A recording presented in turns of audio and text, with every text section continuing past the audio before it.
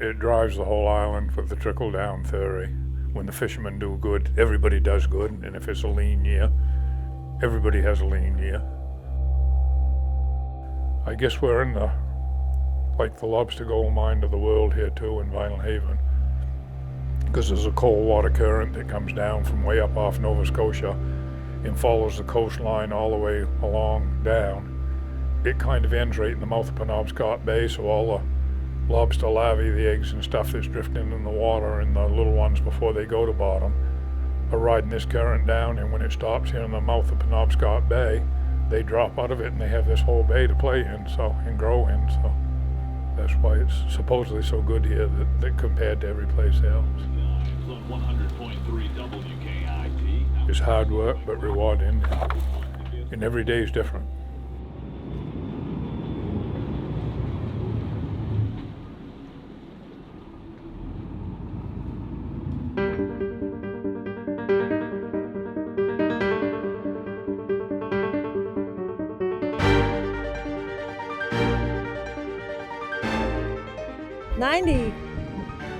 %8 of the economy on this island has something to do with lobstering, whether it's buying or actually fishing. The economy is based on this 200 boat fleet, and they bring in millions of dollars a year to this community. The town relies on this working waterfront.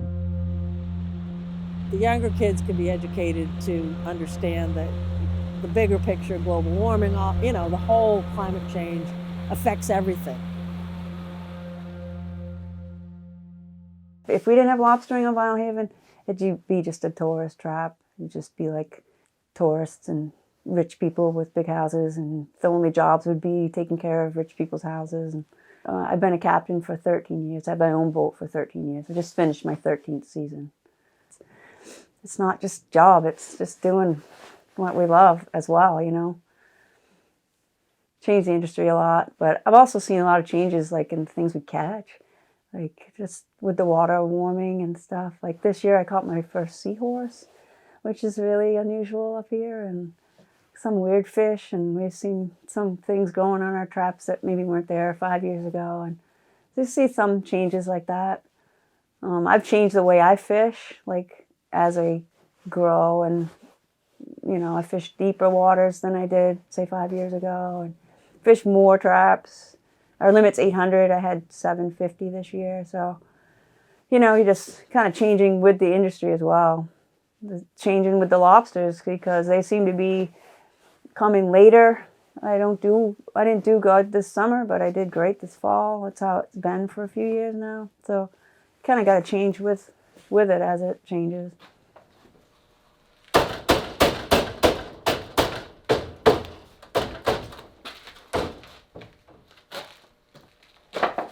When I was 10 years old, I had my first 10 traps.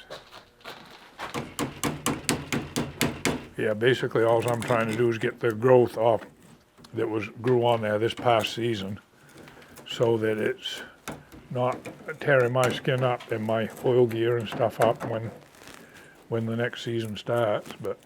And I'm really too fussy at it, basically. I have to do this too. That's another thing people don't understand is I make good money while I'm fishing, but I get my last paycheck. When I put the last load of traps on the dock, I don't see another paycheck till June or July. So what I make, the good money that you make during the season, you have to spread it out over 12 months. You have the deniers that it's not any different than it was. And we've always had storms, we've always had surge, we've always had king tides. And it's true. I mean, we've had flooding. There's documented flooding on the island. It's just more frequent. And I think people aren't acknowledging that it is more frequent. I mean, I guess we'll just have to see how high it gets. It's definitely getting higher. I mean, there's no denying that.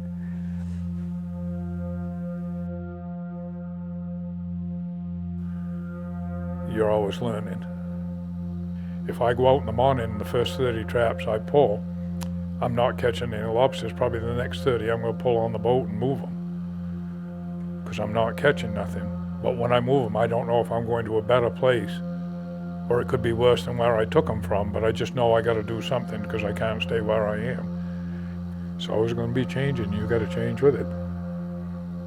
And I'm very good at that.